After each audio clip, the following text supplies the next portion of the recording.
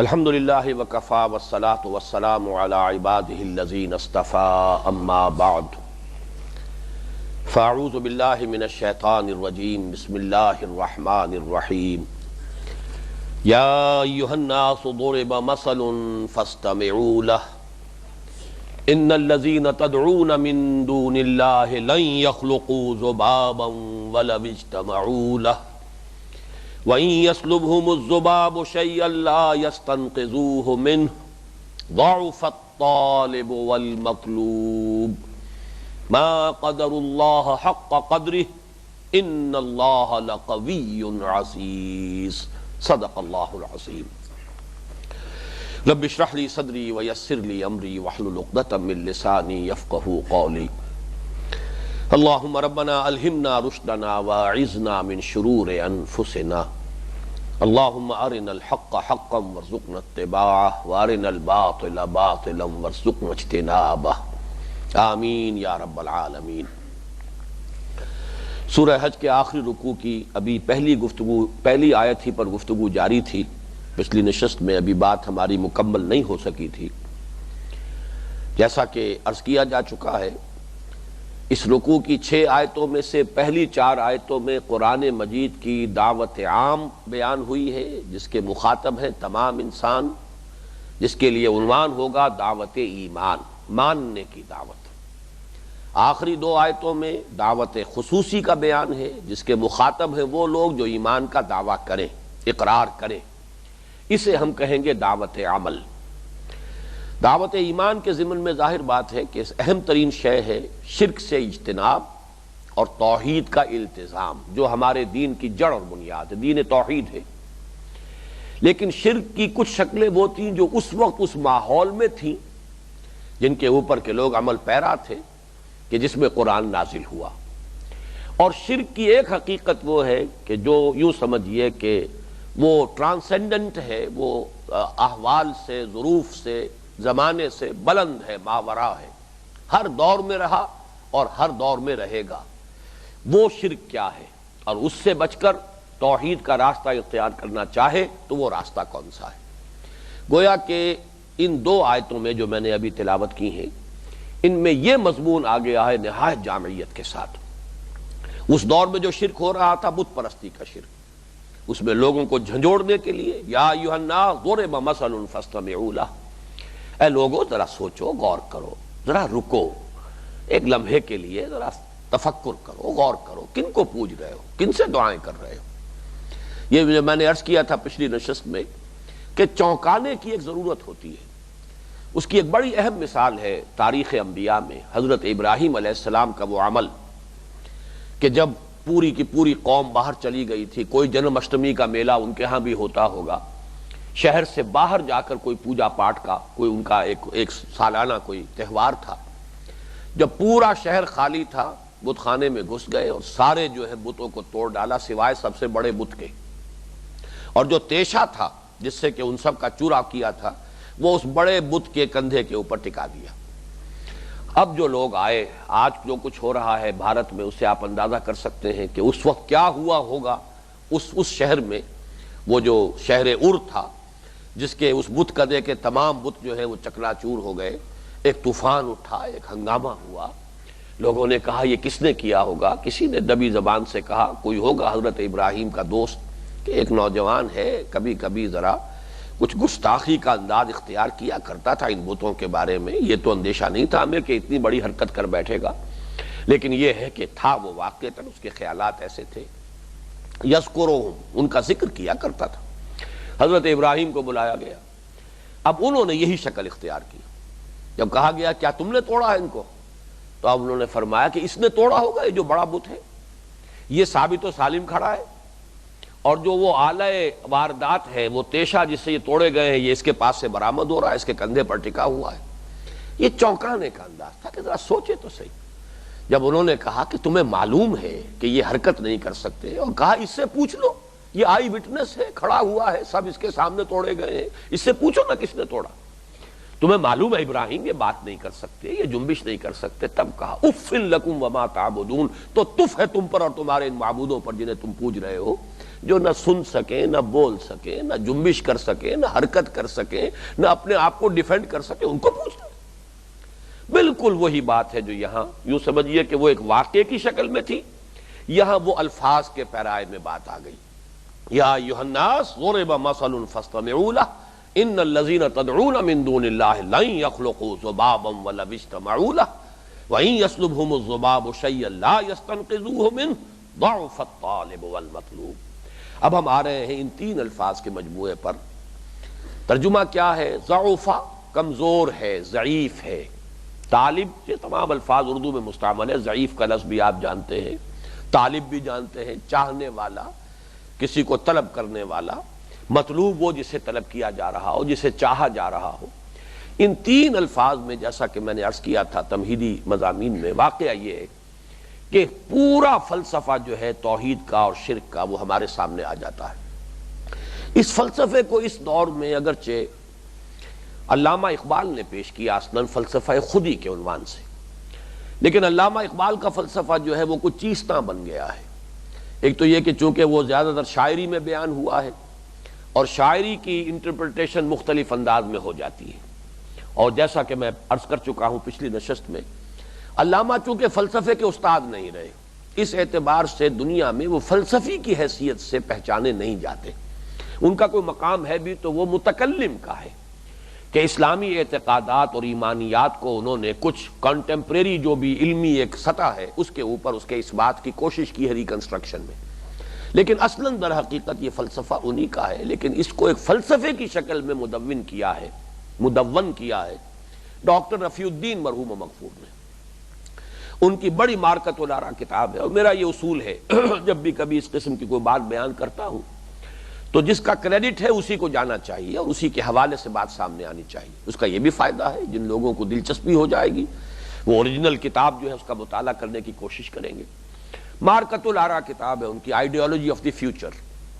اس کے علاوہ انہوں نے فرسٹ پرنسپلز آف ایجوکیشن کتاب لکھی، وہ بھی در حقیقت اسی فلسفے پر مبنی ہے۔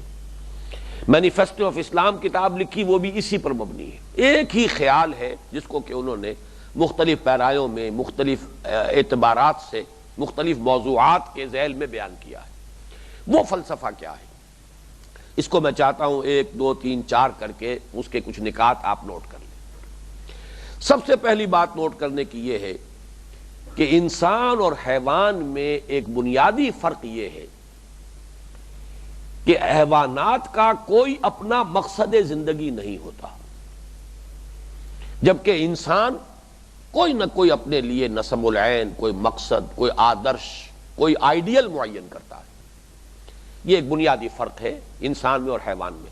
اب اس کے ذیل میں عرض کر دوں کہ اگرچہ یہ فلسفے کا ایک ایسا موضوع ہے کہ دوسرے حیوانات سے انسان کس کس اعتبار سے ممیز ہے۔ مثلا شروع سے کہا جا رہا ہے حیوان ناطق، انسان جو ہے ممیز ہے کہ نطق گویائی اس کو جو ہے گفتگو کی جو صلاحیت عطا کی گئی ہے یہ گویا کہ وجہ ما بہل امتیاز ہے۔ یا حیوان عاقل، حالانکہ آج ہم جانتے ہیں عقل حیوانات میں بھی ہے۔ میں نے تو آپ کو بڑی سادہ سی مثال دی ہے، میرا جو مشاہدہ تھا ایک کیڑے کے بارے میں کہ وہ ایک طرف ایک سمت میں چل رہا تھا، میں نے ایک تنکا رکھ دیا، اس نے دیکھا کہ کوئی آبسٹرکشن ہے، اس نے رخ موڑ لیا، پھر دوسرے رخ پر بھی میں نے وہ تنکا آگے رکھ دیا، پھر اس نے اپنا رخ موڑ لیا، تیسری مرتبہ پھر رخ موڑ لیا، چوتھی مرتبہ وہ اس کے اوپر سے گزرا۔ میں نے اس کو اینالائز کیا، پرسیپشن بھی اس میں ہے، احساس ہے، اس نے سمجھ لیا میرے راستے میں رکاوٹ آ گئی ہے، پھر اس نے فیصلہ کیا اس کو ایوائڈ کرنے کا، یہ ڈیسیجن لیا ہے اس نے، پھر 2-3 اٹمپٹس کے بعد اس نے طے کر لیا کہ یہ پیچھا نہیں چھوڑ رہی ہے رکاوٹ، I have to overcome it. اس نے ایک فیصلہ کیا، ارادہ کیا ہے اور پھر اس کے اوپر سے گزرا ہے۔ تو ہمارا جو عقل جس کو ہم کہتے ہیں اس کے سوا اور ہے کیا؟ باقی فرق تو جو ہے وہ کمیت کا ہے، کوانٹیٹیٹو ہے، کوالیٹیٹو تو نہیں۔ تو عقل جو ہے وہ بھی حیوانوں میں بھی ہے، انسان میں بھی ہے۔ نطق اور گویائی یہ تو حیوانات جو ہے کمیونیکیٹ کرتے ہیں ایک دوسرے سے، ان کے اندر بھی موجود ہے۔ 2 اور ہیں جو فلاسفہ نے امتیازات قائم کیے ہیں۔ ایک یہ ہے کہ حیوانات میں شعور تو ہے، خود شعوری نہیں ہے، کانشسنس ہے، سیلف کانشسنس نہیں ہے۔ حیوان جب دیکھ رہا ہوتا ہے دیکھ رہا ہے، یہ سڑک کے اوپر کار جا رہی ہے، انسان جب دیکھتا ہے اسے یہ احساس ہوتا ہے کہ میں دیکھ رہا ہوں کہ سڑک پر گاڑی جا رہی ہے۔ یہ جو سیلف کانشسنس ہے، خود شعوری، یہ گویا کہ انسان کا خاصہ ہے، اور اس کی وجہ ہے اس لیے کہ انسان کا ایک وجود علیحدہ ہے اس کے حیوانی وجود سے، اور وہ اس کا روحانی وجود ہے جو اسے پوزیس کرتا ہے۔ جب میں کہتا ہوں میرا ہاتھ، میرے پاؤں، میری آنکھ، میری زبان، میرا جسم، تو میں کون ہوں؟ میں کچھ اور ہوں نا، ان چیزوں کے علاوہ میرا کوئی وجود ہے، تبھی تو میں یہ پوزیسو موڈ جو ہے اس کا ایڈجیکٹو کا استعمال کر رہا ہوں، میرا وجود، میرا جسم، میرا، یہ میں کون ہے؟ یہ کچھ اور شے ہے، میں کوئی اور حقیقت ہے کہ جو ان چیزوں کی مالک ہے۔ تو اس اعتبار سے شعور سے آگے بڑھ کر خود شعوری، سیلف کانشسنس۔ لیکن چوتھی بات یہ ہے جو میں بیان کر رہا ہوں ڈاکٹر رفیع الدین صاحب کے فلسفے کے اعتبار سے، حیوان کا کوئی مقصد زندگی نہیں ہے، وہ خالص جبلت کے تحت زندہ ہے، پیٹ کھانے کو مانگتا ہے اور جبلی طور پر اسے معلوم ہے مجھے کیا کھانا ہے کیا نہیں کھانا۔ شیر کے بچے کو پتا ہے میں نے گھاس نہیں کھانا، گوشت کھانا ہے، بکری کے بچے کو پتا ہے میں نے گوشت کو منہ نہیں لگانا، گھاس کھانی۔ یہ ساری جبلتیں ہیں اس کے اندر، انہی جبلتوں کے تحت وہ زندہ ہے۔ اسی طریقے سے سیکس ہے، سیکشول ارج ہے، پریزرویشن آف دی سپیشیز ہے، یہ بھی جبلت ہے۔ تو حیوان در حقیقت زندہ نہیں ہوتا، زندگی اس کو گزار رہی ہوتی ہے، اس کی کوئی اپنی زندگی کے اندر کوئی مقصد، کوئی نصب العین نہیں۔ یہ دوسری بات ہے کہ انسان اسے اپنا ذریعہ بنا لے، آلہ بنا لے، اس سے کوئی کام لے لے، مطلب براری کر لے، اس سے مقصد حاصل کر لے، اس کا اپنا کوئی مقصد نہیں۔ جبکہ انسان وہ ہے کہ جو اپنا کوئی نہ کوئی مقصد معین کرتا ہے۔ پہلی بات اگر واضح ہو گئی تو اس کی ایک کرولری ہے، وہ یہ ہے جو انسان بغیر کسی معین مقصد کی زندگی گزار رہا ہو، معلوم ہوا کہ وہ انسان کے پیکر میں حیوان ہے، انسان نہیں ہے، وہ زندہ ہے حیوانی سطح پر۔ اس لیے کہ انسان تو وہی ہوگا جس نے اپنا کوئی مقصد معین کیا، کوئی آئیڈیل، کوئی آدرش، کوئی نصب العین، وہ پست ہو بلند ہو، اس کی بحث بعد میں کریں گے۔ کوئی نہ کوئی آئیڈیل، کوئی نہ کوئی نصب العین، کوئی نہ کوئی مقصود، کوئی نہ کوئی مطلوب معین ہے تو انسان ہے، ورنہ وہ انسان نما حیوان ہے۔ اور یہ وہ بات ہے جو قرآن کہتا ہے دو مختلف پیرایوں میں۔ ایک تو پیرایا وہ ہے اولئک کالانعام بل ھم اضل، یہ چوپایوں کے مانند ہیں بلکہ ان سے بھی گئے گزرے، اس لیے کہ چوپائے تو پیدا ہی اس لیول پر کیے گئے تھے، انہیں پیدا کیا تھا ہم نے احسن تقویم میں، گر گئے ہیں اس سطح پر، تو یہ ان سے بھی گئے گزرے ہیں۔ لہم قلوب لا یفقہون بہا ولہم اعین لا یبصرون بہا ولہم آذان لا یسمعون بہا اولئک کالانعام بل ھم اضل۔ یہ انسان نظر آتے ہیں، انسان نہیں ہے، حیوان ہے، بلکہ حیوانوں سے گئے گزرے۔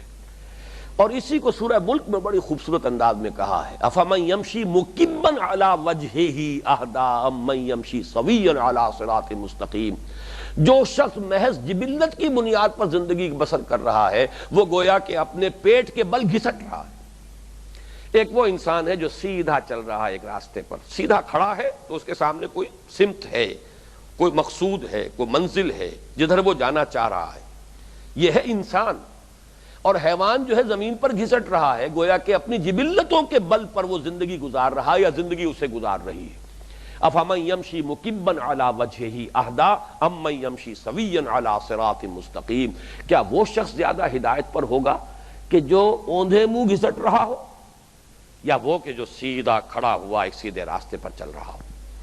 بہرحال پہلا جو ہے اس فلسفے کا نقطہ وہ یہ ہے کہ انسان وہی ہے کہ جس کا کوئی نہ کوئی مقصود، کوئی آدرش، آدرش ہندی کا لفظ ہے نصب العین کے لیے، یہ آدرشوں کا فلسفہ یا نصب العینوں کا فلسفہ ہے جو ڈاکٹر رفیع الدین صاحب نے اس کو مدون کیا ہے پورے طور سے، جس کو میں آپ کے سامنے اختصار کے ساتھ بیان کر رہا ہوں۔ نمبر دو، دوسرا اس کا لازمی حصہ یہ ہے اگر نصب العین پست ہوگا اور نصب العین کے حصول کے لیے انسان جد و جہد کرے گا، اس کے نتیجے میں اس کی ایک خاص شخصیت وجود میں آئے گی۔ اگر نصب العین پست ہے تو شخصیت بھی پست ہوگی، سیرت بھی پست ہوگی، کردار بھی پست ہوگا، اور نصب العین بلند ہے تو اب اس کے لیے جب انسان محنت کرے گا تو خود بھی بلند ہوتا چلا جائے گا، اب اس کی شخصیت میں ترفع پیدا ہوگا، اس کی سیرت میں، اس کے کردار میں بلندی پیدا ہوگی، اس لیے کہ نصب العین اونچا ہے۔ یہی ہے جو اقبال نے کہا نگاہ بلند سخن دل نواز جہاں پرسوز، نے کہا بلند ہو، جانا کہاں ہے، اونچی منزل معین کرو اپنی۔ یہ گویا کہ دوسرا حصہ ہے۔ اس کے لیے بہترین مثال ہے کمند۔ کوئی اونچی فصیل ہے، آپ اس پر چڑھنا چاہتے ہیں، کمند آپ کے پاس ہے، جتنی اونچی کمند آپ پھینک دیں گے اتنا ہی اونچا چڑھ سکیں گے۔ اگر کمند ہی یہیں اٹک کر رہ گئی ہے 7-8 فٹ کے اوپر تو اس سے زیادہ کیسے جائیں گے آپ؟ تو کمند جتنی اونچی ہوگی اتنا ہی بلند آپ اپنے آپ کو لے جائیں گے، اتنی ہی بلندی تک آپ چلے جائیں گے۔ کمند نیچی رہ گئی تو پھر آپ اتنے نیچے رہ جائیں گے۔ اس اعتبار سے یہ پروپورشنیٹ ہے، نسب العین اعلیٰ ہوگا، بلند ہوگا، شخصیت بھی بلند ہوگی، ارفع ہوگی، اعلیٰ ہوگی۔ نسب العین پست ہوگا تو انسانی شخصیت، کردار، اس کا کیریکٹر وہ بھی بہت پست ہوگا۔ یہ گویا کہ 2 اور 2 4 کی طرح کا اصول ہے۔ اب ذرا اس کو اپلائی کیجئے۔ پست ترین نسب العین کون سا ہے؟ وہ جگر کا غالباً مصرع ہے یہ کہ اپنے ہی حسن کا دیوانہ بنا پھرتا ہوں۔ انسان اپنی ذات کو ہی اپنا مطلوب و مقصود بنائے، اپنی ذات کے لیے دولت کا حصول، حصول دولت، حصول جاہ، حصول عزت، حصول اقتدار، حصول شہرت۔ ظاہر بات ہے یہ چیزیں بھی گھر بیٹھے تو نہیں مل جاتی آدمی کو۔ دولت کے لیے بھاگ دوڑ کرنی پڑتی ہے، محنت مشقت کرنی پڑتی ہے، شہرت کے لیے پاپڑ بیلنے پڑتے ہیں، اقتدار حاصل کرنے کے لیے نامعلوم کن کن کوچوں کی خاک چھاننی پڑتی ہے۔ الیکشن میں بھی حصہ لینا ہے تو جا کر گندی گلیوں میں جا کر جو ہے سخت میلے کچیلے بچوں کو اٹھا کر جو ہے بڑے اپنے اعلیٰ اچکروں کے ساتھ جو ہے چمٹانا پڑتا ہے ان کو، تب کہیں جا کر جو ہے وہ ووٹ ملتا ہے، ورنہ ویسے تو نہیں ملتا۔ یہ سارے پاپڑ بیلتا ہے تو آدمی جو ہے کچھ آگے چلتا ہے۔ لیکن جس شخص کا مقصود یہی ہے اپنے ہی حسن کا دیوانہ بنا پھرتا ہوں، وہ خود اپنی ذات ہی مطلوب ہے، مقصود ہے، اس سے اوپر کوئی بلند تر نسب العین ہے ہی نہیں، تو شخصیت بھی نہایت گھٹیا، بڑی پست، کردار بھی بہت نیچا وجود میں آئے۔ یہ گویا کہ اب ہم اپلائی کر رہے ہیں اسی اصول کو۔ اپنی حریم ذات کا طواف ہو رہا ہے، اور یہ مختلف چیزیں میں نے گنوا دی۔ حصول دولت یہ بھی ایک اپنی جگہ پر ہے، اپنے لیے دولت کے حصول، جائیداد بنانے کی ایک فکر ہے، مینیا ہے، لگا ہوا ہے انسان۔ الہاکم التکاثر، صاف نظر آ رہا ہے کہ قبر میں ٹانگیں لٹکائے بیٹھا ہوا ہے، لیکن پھر بھی تکاثر کی جو ہوس ہے ختم نہیں ہو رہی۔ تو یہ جو ہے دولت کی ہوس، شہرت کی ہوس، اقتدار کی ہوس جو بھی ہے، یہ سب گویا کہ بلند ترین، جو پست ترین نسب العین ہے، جس سے کہ پست ترین کردار وجود میں آئے گا۔ اس سے ذرا بلند تر ہے حب قوم، قبیلے کی ویلفیئر، بہتری، قوم کی بہتری، ملک کی عظمت، ملک کی عزت کے لیے، آزادی کے لیے، حریت کے لیے، قوم کی عظمت کے لیے، قوم کی آزادی کے لیے، قوم کی حمیت میں، یہ تمام انسان کام کرے۔ یقیناً پہلے سے بلند تر ہو گیا انسان۔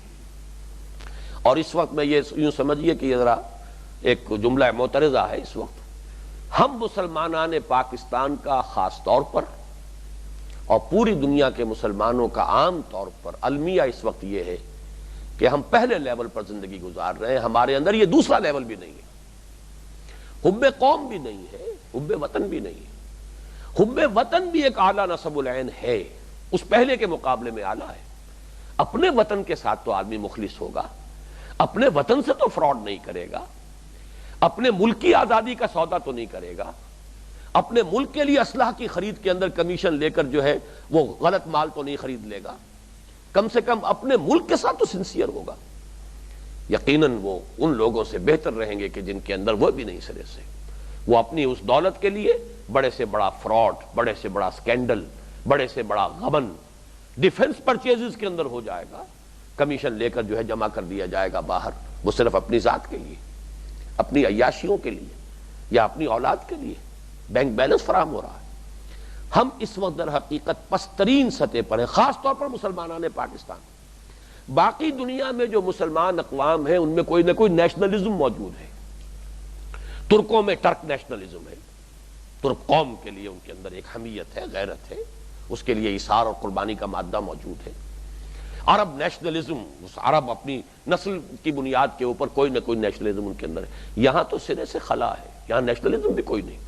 پاکستانی نیشنلزم میں تفصیل سے لکھ چکا ہوں اپنی کتاب میں استحکام پاکستان میں، اس کا کوئی وجود ہے ہی نہیں، نہ کبھی یہ وجود میں آ سکتا ہے، یہ تو ناممکنات میں سے میرے نزدیک تو یہ یعنی یوں سمجھیے کہ جس کو ہم کہیں کہ امپاسبل جو چیزیں ہوتی ہیں ان میں سے، اس لیے کہ اس کی خیر اپنی منطق ہے جس کو میں اس وقت بیان نہیں کر رہا، وہ میری کتاب استحکام پاکستان ہے، اس میں نے پوری تفصیل سے بیان کیا۔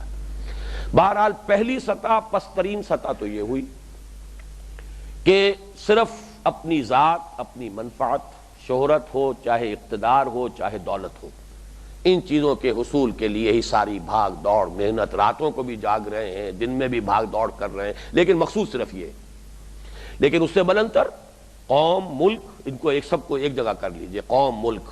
آج کل ویسے بھی نیشن سٹیٹس کا کانسیپٹ ہے، قوم اور ملک جو ہے، وطن اور قوم تقریباً ایک ہو گئی ہیں، تو اپنے قوم، اپنے قبیلے یا اپنے ملک کے لیے، اس کی عظمت کے لیے اس سے بلند تر سطح پر ہے۔ اور اس کو اب دو حصوں میں سمجھ لیجئے، ایک فلسفیانہ سطح پر ہیومنزم، حب انسان، انسان کی بھلائی کے لیے، انسان کی بہتری کے لیے، انسان کی خدمت کے لیے، انسان قومی سطح سے بلندر ہو جائے، انسانیت کی سطح پر سوچے۔ اور اسی کا ایک شیڈ یہ ہے کہ انسانوں کے لیے بہتر نظام، بہتر فلسفہ، بہتر آئیڈیالوجی، تاکہ ایک زیادہ منصفانہ معاشرہ قائم ہو جائے، تاکہ اونچ نیچ نہ رہے، تاکہ ایکسپلائٹیشن نہ ہو، تاکہ انسان جو ہے ان پر جبر نہ ہو، استبداد نہ ہو۔ اب اس کے لیے کسی وقت ڈیموکریسی، کسی وقت سوشلزم، کسی وقت کمیونزم، کسی وقت کوئی اور ازم، یہ تمام ازم جو ہے، نظریات، یہ بھی کس لیے آتے ہیں؟ انسانی بہتری کے لیے، انسان کی بھلائی کے لیے۔ یقیناً یہ تیسرا ہائر لیول ہے، جو شخص اس سطح پر زندگی بسر کرے گا وہ یقیناً پہلی دونوں سطحوں سے بالاتر ہو گیا۔ اس میں انسان کی محبت ہوگی، اس کا سینہ کشادہ ہوگا، وہ ان جو بڑی ہی تنگ قسم کی تقسیمیں ہیں ان سے بلندر ہوگا، اس کا مینٹل ہورائزن وسیع ہوگا، اس کا ذہن کا جو ہے افق جو ہے وسیع ہوگا، یہ ساری چیزیں ہوں گی، اس کا سینہ کشادہ ہوگا۔ یہ یقیناً جو بھی دنیا کے اندر اور انسان ہو سکتے ہیں جو پہلی سطحوں پر زندگی گزار رہے ہیں، ان سے بلندر انسان ہوگا۔ اور اس کو ڈاکٹر رفیع الدین صاحب نے بہت خوبصورتی سے بیان کیا ہے کہ اگرچہ سائیکالوجسٹ کے نزدیک سب سے زیادہ پورٹنٹ محرکات جو ہے وہ پریزرویشن آف دی سیلف اور پریزرویشن آف دی اسپیشیز ہے، آدمی کو اپنی جان سب سے زیادہ عزیز ہے، لیکن ہم دیکھتے ہیں کہ اپنے نظریے کے لیے انسان اپنی جان کی قربانی دیتا، اپنے قوم کی عظمت کے لیے جو ہے ہراکری کر رہے ہیں۔ جاپانی جو ہے اپنے ہی ہاتھ سے اور اپنے ہی خنجر سے اپنا پورا پیٹ چاک کر رہے ہیں قوم کی عظمت کے لیے، بم کے اندر بیٹھ کر جا رہے ہیں اسٹیئر کرتے ہوئے، اور لے جا کر اسے اپنے سمیت چمنی کے اندر اتر گئے ہیں کسی بحری جہاز کے۔ انہیں پتا ہے جب یہ بم پھٹے گا تو میرا تو شاید ایک ایک ریزہ وہ ایٹمک جو ہے شاید میرا ڈسیکشن ہو جائے، باقی یہ لیکن کر رہے ہیں، کوئی نہ کوئی فلسفہ ذہن میں ہے۔ بڑا پیارے اشعار ہیں وہ، ایک تصور کے حسن مبہم پر ساری ہستی لٹائی جاتی ہے۔ یہ تصوریت ہے، آئیڈیلزم ہے۔ کبھی وہ آئیڈیلزم قوم کی شکل میں ہوتا ہے، قوم آئیڈیل بن گئی، قوم مطلوب ہے، قوم مقصود ہے، قوم محبوب ہے۔ کبھی وہ آئیڈیلزم وطن کی شکل میں ہے، کبھی وہ شہنشاہ ہیرو ہیٹو دیوتا بنا بیٹھا ہے، دیوتا کی خوشنودی کے لیے کر رہے ہیں، کبھی وہ سوشلزم کے لیے کر رہے ہیں، پورے پورے خاندان جو ہے ان کے کولوؤں کے اندر پلوا دیے جا رہے ہیں، لیکن آدمی کھڑا ہے، اس کے اندر استقامت ہے، وہ کر رہا ہے، اپنے خیال میں وہ نوع انسانی کی بھلائی کے لیے کوشاں ہے۔ تو معلوم ہوا کہ انسان کا سب سے پورٹنٹ جو ہے موٹیو یہ پریزرویشن آف دی سیلف نہیں ہے، ورنہ وہ کیسے اپنی جان قربان کرنے کے لیے تیار ہو جاتا کسی مقصد کے لیے، نسب العین کے لیے۔ پریزرویشن آف دی اسپیشیز نہیں ہے، ورنہ کیسے انسان اپنے سامنے اپنے بچوں کو اور اپنے اہل و عیال کو کولوؤں کے اندر پلوا دیتا، دیکھتا ہوا، یہ سب کچھ کیا ہے۔ سقراط نے زہر کا پیالہ پی لیا ہے۔ تو پریزرویشن آف دی سیلف جو ہے، اس کو معلوم ہوا اس سے بلندر کوئی شے ہے کوئی انسان کے اندر، تو معلوم ہوا کہ اصل شے ہے نسب العین، کوئی آئیڈیل، کوئی آدرش، کوئی مطلوب، کوئی مقصود، کوئی انسان کا محبوب ہو۔ یہ ہے تیسرا لیول جو میں نے بیان کیا۔ اب ایک بڑی اونچی چھلانگ لگانی پڑے گی، جیسا کہ میں اس سے پہلے اقسام شرک کے ضمن میں بھی اور سورہ لقمان کے دوسرے رکوع کے ضمن میں جو توحید تک رسائی ہوتی ہے انسان کی، کہ یہ تمام سلسلہ اسباب جو ہے ایک دم انسان چھلانگ لگاتا ہے کہ مسبب الاسباب ہے کوئی ایک، جس کے ہاتھ میں ہے یہ سارا سلسلہ اسباب۔ ہوائیں چل رہی ہیں سورج کی حرارت سے اور تمازت سے، پانی کے بخارات بن رہے ہیں سورج کی حرارت سے اور تمازت سے، بارش برس رہی ہے، فصلیں پک رہی ہیں سورج کی تمازت سے۔ سورج دیوتا ہے، ہاتھ جوڑ دیے، سورج کے سامنے ڈنڈوت ہو رہی ہے، سورج کو سجدہ کیا جا رہا ہے۔ ہمارا پورا وجود جو ہے اس پلینٹ کا، پر ساری زندگی کا پورا نظام اس سورج کے ساتھ وابستہ، تو کیوں نہ سر جھکائیں اس کے سامنے، کیوں نہ اسے سجدہ کریں۔ بس اس کے بعد ایک چھلانگ، یعنی یہ باتیں ساری صحیح ہیں، آج بھی سائنس بھی بتا رہی ہے سورج کی تمازت ہی سے سب کچھ ہو رہا ہے، سورج ہی کی تمازت ہے، یہ سولر انرجی جو ہے یہی تو سورس ہے ساری انرجی کی۔ آپ لکڑی جلا رہے ہیں، آگ بنا رہے ہیں، وہ لکڑی میں کہاں سے آ گئی وہ انرجی؟ وہ سولر انرجی ہے جو فوٹو سنتھسس کے اس پروسیس کے تحت ان درختوں کے پتوں کے ذریعے سے وہ سولر انرجی جو ہے جذب ہوئی ہے، اور وہ ان لکڑیوں کے اندر ہے جنہیں آپ جلا کر آگ بنا دیتے ہیں۔ تو لیکن ایک چھلانگ ہے اس کے بعد، یہ تمام سلسلہ اسباب، لیکن ایک مسبب الاسباب۔ الحمدللہ رب العالمین، کل حمد، کل شکر، کل سپاس اللہ کے لیے ہے جو تمام جہانوں کا پروردگار ہے۔ یہی چھلانگ یہاں لگانی ہوگی، اپنی ذات سے بلندتر قوم وطن، قوم اور وطن سے بلندتر انسانیت، نظریات، ازم، لیکن سب سے اعلیٰ اللہ، لا مقصود الا اللہ، لا مطلوب الا اللہ، لا محبوب الا اللہ۔ یہ چھلانگ انسان لگا لے تو اس بلندی پر پہنچ گیا۔ اب صرف انسانی محبت نہیں ہوگی، آج کے دور میں بڑی ریلیونٹ ہے باتیں جو میں اس وقت عرض کر رہا ہوں۔ آج ماحولیات پر گفتگو ہو رہی ہے، ٹی وی پر دیکھیں، ریڈیو پر دیکھیں، اخبارات میں دیکھیں، کانفرنسیں ہو رہی ہیں۔ یہ پودے جو ہیں یہ بھی ہمارے لیے، ہمارے اس پلینٹ کے اوپر ہمارے وجود کے لیے، یہ جنگلات، اس ماحول کو اس طریقے سے رکھنا، یہ تو سب آرگینک ہول ہے۔ یہ پوری حیات جو ہے در حقیقت ان تمام چیزوں کا سم ٹوٹل ہے جس کے نتیجے میں یہ اس پلینٹ کے اوپر یہ زندگی اور یہ نظام چل رہا ہے۔ معلوم ہے صرف انسانوں سے محبت نہیں، حیوانوں سے محبت، صرف حیوانوں سے محبت نہیں، درختوں سے محبت، یہ جب کیفیت ہوگی۔ کیوں؟ اس لیے کہ میں یہ آپ کو سنا چکا ہوں کسی اور درس میں، الخلق عیال اللہ، تمام مخلوقات اللہ کے کنبے کے مانند ہیں۔ جب اللہ سے محبت ہو گئی، اللہ محبوب ہو گیا، اللہ مطلوب ہو گیا، اللہ مقصود ہو گیا، باقی کوئی چیز مقصود کے درجے میں نہ رہے۔ باقی چیزیں استعمال کرو، پانی پیو، اللہ نے تمہارے لیے بنایا ہے، آگ سے اپنی چیزیں پکاؤ، اللہ نے تمہارے لیے پیدا کی ہے، یہ کھاؤ۔ قل من حرم زینت اللہ التی اخرج لعبادہ والطیبات من الرزق، ان سے کہیے اے نبی کس نے حرام کیا ان چیزوں کو جو اللہ تعالیٰ نے انسانوں کے لیے، جو زینت کی چیزیں ہیں اور جو طیبات ہیں جو کھانے کے لیے پیدا کی، کس نے حرام کی ہیں؟ یہ تمہارے لیے بنائی۔ سخر لکم الشمس والقمر، تمہارے لیے سورج اور چاند کو بھی تمہاری خدمت کے اندر لگا دیا ہے، تمہاری ضروریات کی بہم رسانی میں لگا۔ ان سب کو استعمال کرو، استعمال کرو، کسی کو مقصود نہ بنا لینا۔ حقوق ادا کرو لیکن کسی کو مطلوب نہ بنا لینا۔ اولاد بھی کہیں مطلوب نہ بن جائے، والدین بھی کہیں مطلوب نہ بن جائے، قوم بھی کہیں مطلوب نہ بن جائے، نوع انسانی بھی کہیں مطلوب نہ بن جائے۔ مطلوب صرف اللہ۔ یہ ہے وہ بلند ترین نسب العین، یہ ہے اعلیٰ ترین آدرش۔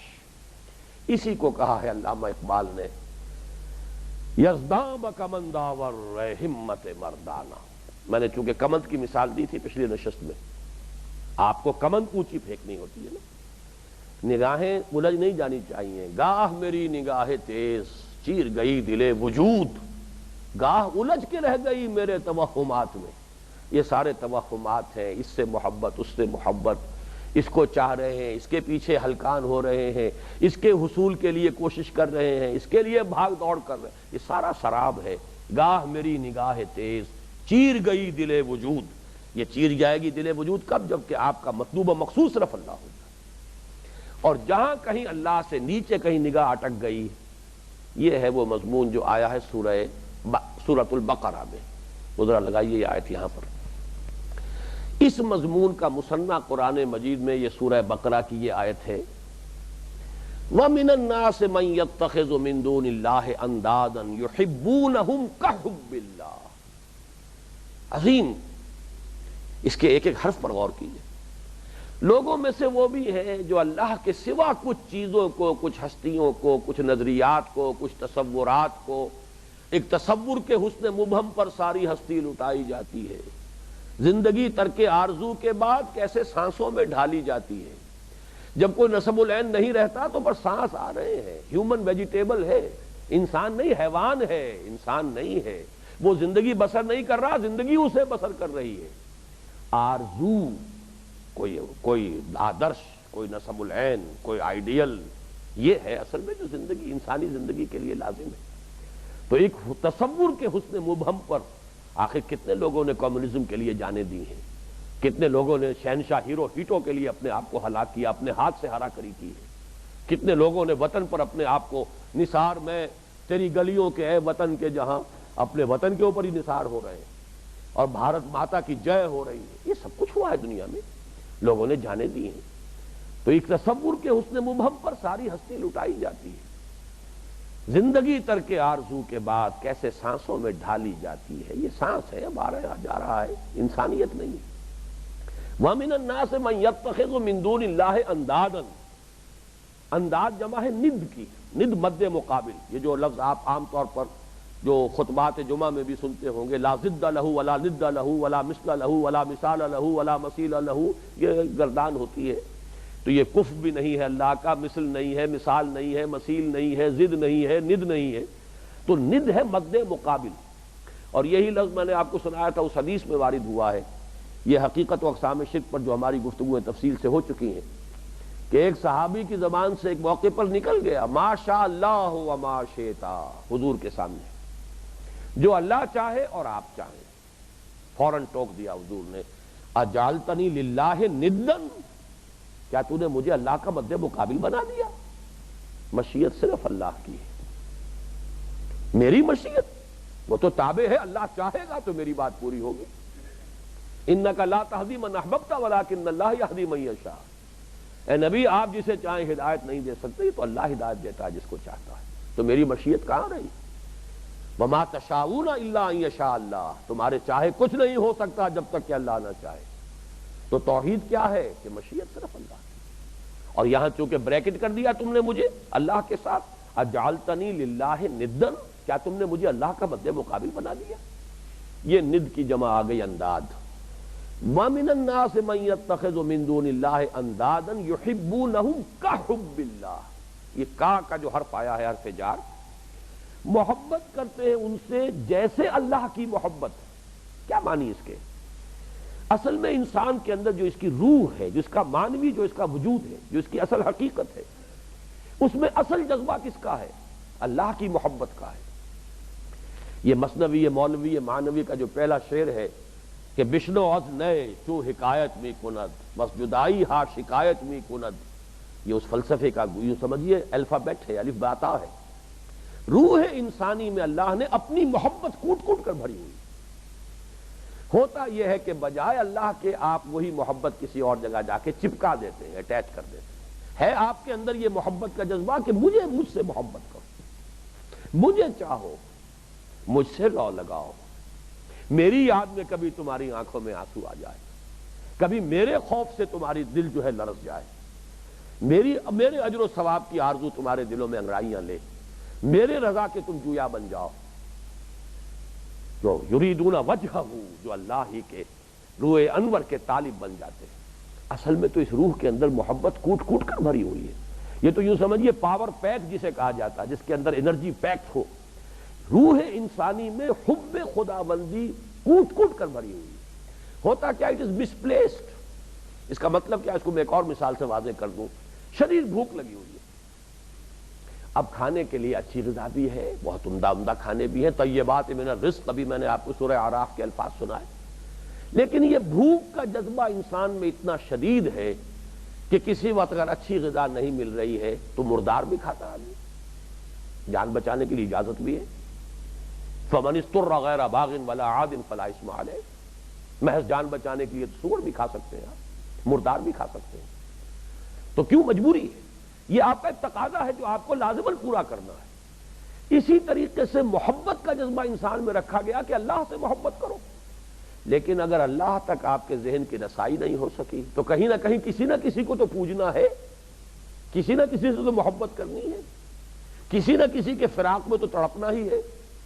کسی نہ کسی سے تو لا لگانی ہی ہے، یہ تو آپ کا انسٹنکٹ ہے، وہ انسٹنکٹ ہے اینیمل انسٹنکٹ، یہ آپ کا انسٹنکٹ ہے، آپ کی روح کا انسٹنکٹ۔ جیسے آپ کی حیوانی جبلت میں بھوک ہے، جیسے آپ کی حیوانی جبلت کے اندر آپ کا جنسی جذبہ ہے، اسی طرح آپ کی روحانی جو جبلت ہے اس کے اندر ہے محبت۔ لیکن یہ محبت، اب ظاہر بات ہے کہ آدمی کس سے محبت کرے؟ نگاہ جو ہے اونچی نہیں جا سکی، گاہ میری نگاہ تیز چیر گئی دل وجود، گاہ الجھ کے رہ گئی میرے توہمات میں۔ جب یہ الجھ کر رہ جاتی ہے تو اسی کو آدمی معبود بنا بیٹھتا ہے۔ کہیں وطن معبود بن گیا ہے، ان تازہ خداؤں میں بڑا سب سے وطن ہے، جو پیرہن اس کا ہے وہ مذہب کا کفن ہے۔ اس دور میں اور ہے جام اور ہے جم اور، ساقی نے بنا کی روش لطف و ستم اور، تہذیب کے آذر نے ترشوائے صنم اور، مسلم نے بھی تعمیر کیا اپنا حرم اور، ان تازہ خداؤں میں بڑا سب سے وطن ہے، جو پیرہن اس کا ہے وہ مذہب کا کفن ہے۔ آج وطن کو وہاں لے آیا گیا ہے، اور میں نے ایک مرتبہ یہ بیانات دیے تھے، وہ آپ کو بھی یاد ہوں گے۔ وطن کی بھی ایک نماز ہے، یہ جو قومی ترانے پر آپ کھڑے ہو جاتے ہیں، یہ وطن کی نماز پڑھتے ہیں آپ۔ وطن کے کو جو آپ سلامی دیتے ہیں جھنڈے کو، یہ وطن کے مذہب معبود وطن کی سلامی ہے۔ در حقیقت ہر شے کے لیے ریچولز ہے، جیسے بت کو پوجنے کے لیے ریچول ہے، جیسے اللہ کی عبادت کے لیے نماز ہے، ایسے ہی معبود وطن کے لیے بھی ترانہ گایا جاتا ہے۔ حمد کا ترانہ ہی تو ہے یہ ترانے جو ہے، ترانہ حمد تو ہے وطن کے لیے، اور یہ سلیوٹ جو کرنا ہے اسے، یہ کاہے کے لیے؟ قنوت عبادت کا حصہ ہے، کھڑے ہونا، تعظیماً کھڑے ہونا یہ عبادت ہے۔ اور در حقیقت جب آپ ترانہ سنتے ہیں اور کھڑے ہوتے ہیں تو یہ آپ وطن، مذہب وطن کی نماز پڑھ رہے ہوتے ہیں۔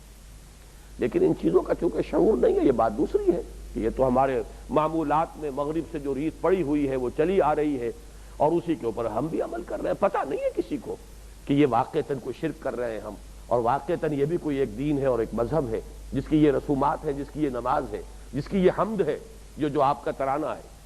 بہرحال یہ نوٹ کر لیجئے، وَمِنَ النَّاسِ مَن يَتَّخِذُ مِن دُونِ اللَّهِ أَندَادًا يُحِبُّونَهُمْ كَحُبِّ اللَّهِ وَالَّذِينَ آمَنُوا أَشَدُّ حُبًّا لِلَّهِ، اور جو حقیقتاً مومن ہوتے ہیں وہ شدید ترین محبت میں ہوتے ہیں اللہ کی، ان کے دل پر جو غلبہ ہے وہ محبت خداوندی کا ہے۔ ساری محبتیں اشد کہا ہے، باقی سب کی نفی نہیں کی ہے، یہ میں حقیقت شرک میں بیان کر چکا ہوں۔